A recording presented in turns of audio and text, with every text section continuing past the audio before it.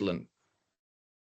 There we go. Yeah, so we'll jump straight and we'll let our guests today introduce themselves and tell us something about where they are right now. So over to you, Davide. So I am in the middle of England, in a place called the Midlands. And I'm currently in my the corner of the house that I call my studio, which is an overstatement. And enjoying the few days of sun that God sent to England, sometimes around the time when the first pandemic hit. Yeah. And then, of course, the clouds close again, and we'll see the sun next year.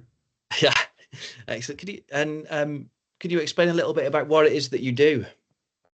So for all my sins, I have professor of organizational studies at Warwick Business School. I am one of the sociologists who moved into the business school for economic reasons in the 1990s.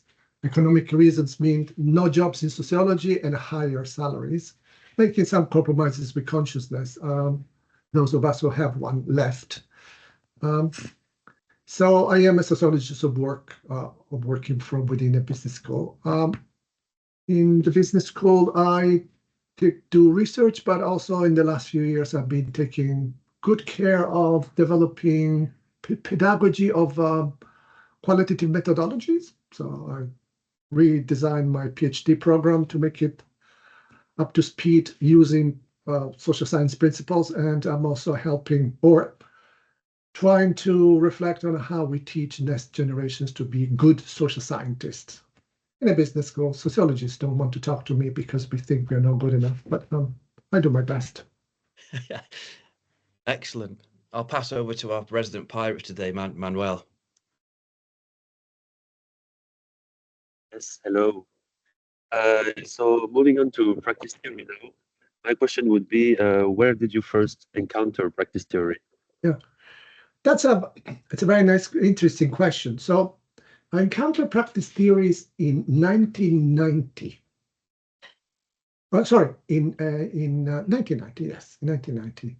So I didn't encounter practice theory. I actually encountered community practice. So I was, because of my training and background and whatever else, I was loosely attached to the IRL, the Institute for Research of Learning, the place where Etienne Wenger, Lucy Sachman, and Jean Leib used to work.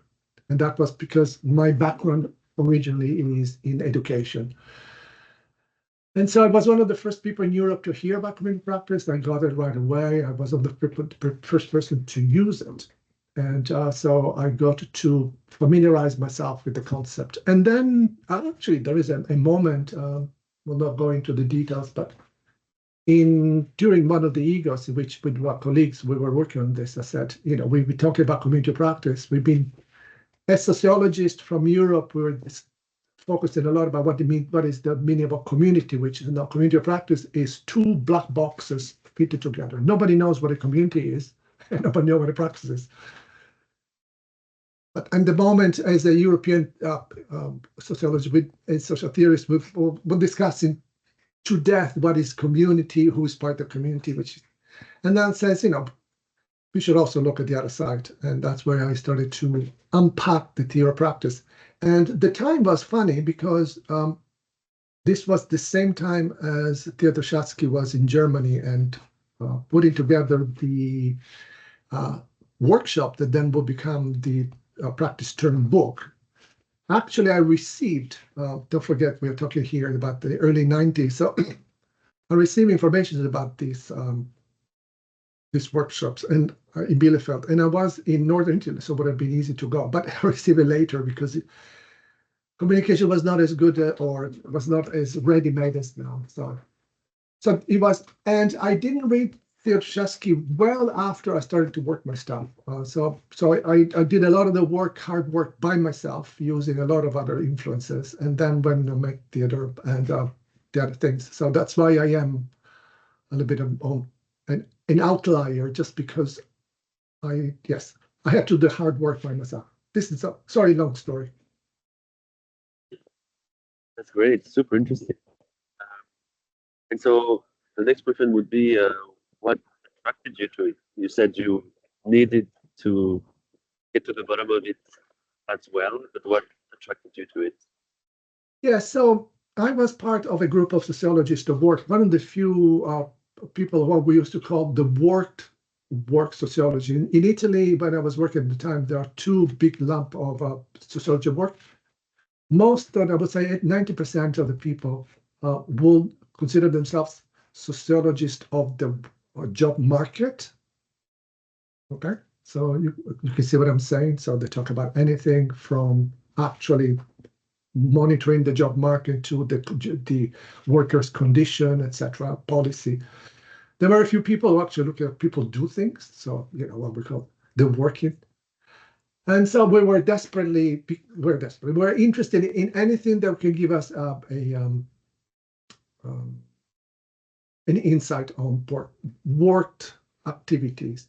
And before getting entangled with practice theory, I was actually I'm still a follower, disciple of actor-nectar theory. I never met Bruno Latour, which is probably good because you should never meet your idols, so you can continue idolizing them. I heard stories. I even heard that I look a little bit like him. I was told, but I could never say. So you can see we're already in the space, so to speak, and then we realized that for analyzing work practices, actor-nectar theory was useful to some extent, but we needed another language. And so when you need another language, there are two things. Either you look if it's there or you develop your own, and I try to do a little bit of both. Great, super interesting. And so what ideas are you working on now, more precisely? Sorry? What ideas are you working on now related to practice theory? So you should know. I have to say that Dr.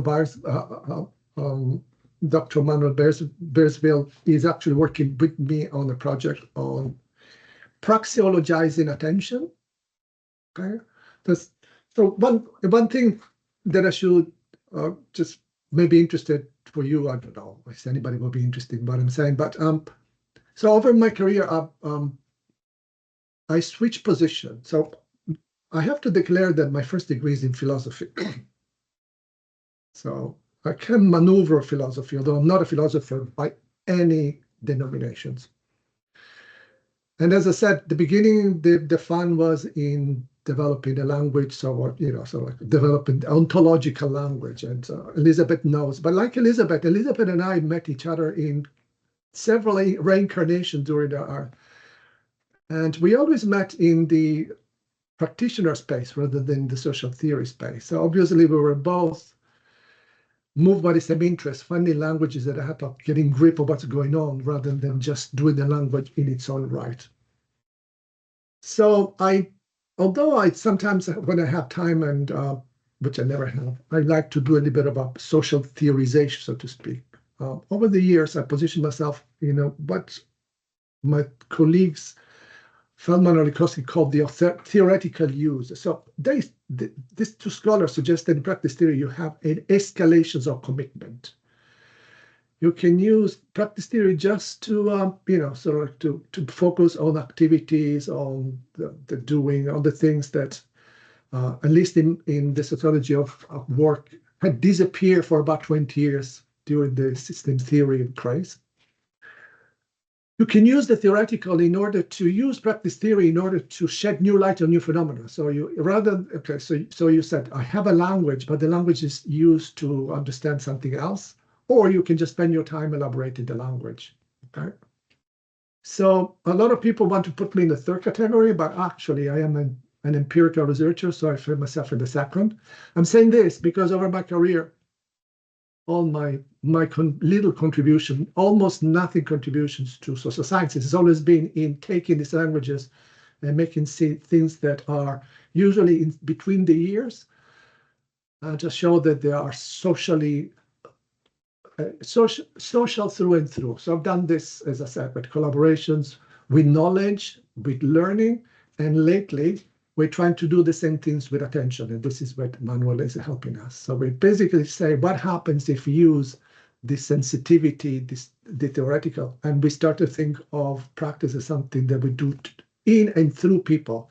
Mid and through, it's a lovely expression by Theodor Shatsky. And so that's, and then the question that comes after is, did these things make us see something that we couldn't see before? Yes and no. If the answer is no, you just drop it. Because practice theory, it's a tool. And increasingly, I also recovering a little bit. I had all the interest in discussing this and this on expertise. So you can see that. And I said that I was a philosopher. I studied philosophy of knowledge and science.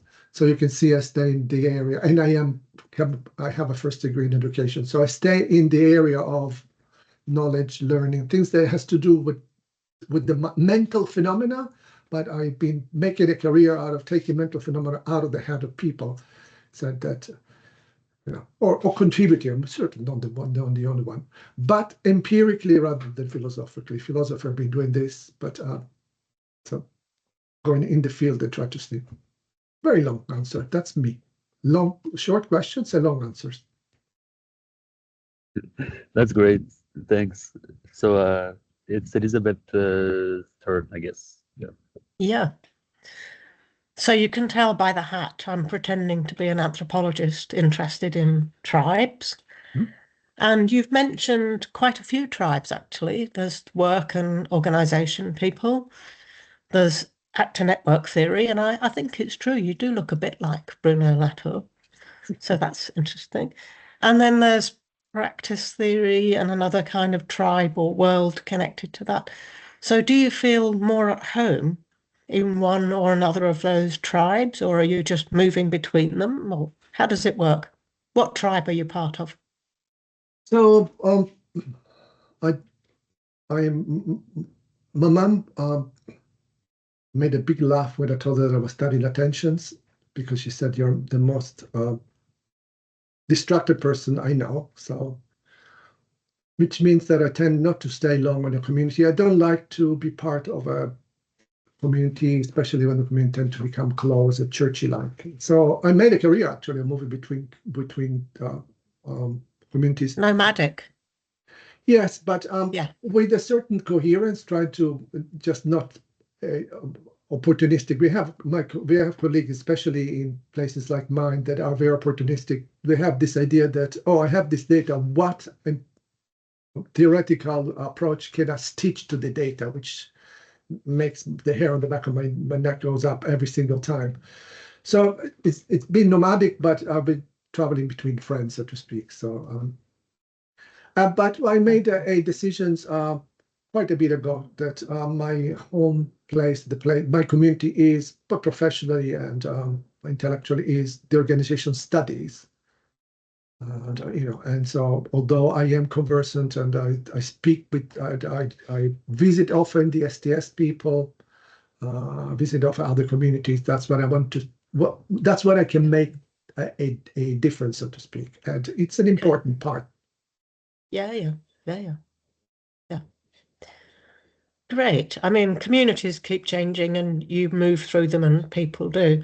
And we've got two further questions. One is just as a souvenir from this little trip. Do you have us anything to give us? Would you like to say what it is or give us a picture of it or send it to us later? I will send you a picture. So one of the things that we did, so one secret I have to tell you is that because I declare my admirations for Latour's work, and I used to give science in actions to some of my initial students before I realized it was too much for them, about how to construct a scientific argument, because in between the pages, there are a lot of practical suggestions. And having studied, philosophy of science and the history of science, I tried to turn into practice. And so my famous book, or books that a lot of people find useful, was actually a applications of the idea that in order to establish a new research tradition, you need a handbook. So like Holmes said it, I did it. So, it was a little bit of experiment. It works. Another things that I did intentionally, strategically, in order to create a space for me and for others. First of all, for me, because, so in order to write things you like, if it's new things, you need to create a space. Otherwise, you have to justify the thing every single time. You don't write the empirical part. So we set up this so-called summer school on practice and process, which was called summer school because otherwise we wouldn't get money from our university, but it was in fact just a proselytism. It was a networking machine in order to get people familiarized with the languages. And then they go around the world and then they stay in touch. So, so we have created an extensive network with a lot of spin-offs right and left and things. So we'll send you a picture of the palace, because the first time we did this was in Venice, and was an adventure in its own right, because Venice is lovely. It's an idea, but when you try to put it in practice. So when you have flip charts need to be delivered by boat from the mainland. Okay, you can see that. That's excellent. We've got quite a nice collection of pictures, but another one will do just fine. Yeah. So we're coming to the end of our little port call, and we would like you to suggest where we go next. I'm not promising that we'll go there, but preferably somebody who lives near the seaside or on the coast. Where should we go? Who should we see? We can also travel inland. We've been to Austria, and canals are fine.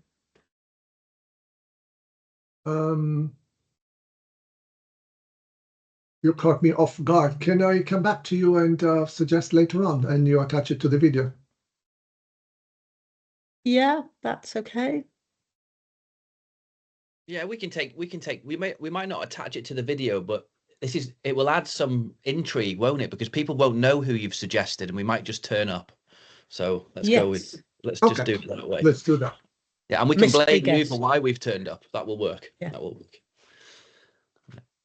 Okay, thanks very much. Cool. Thanks, Davide.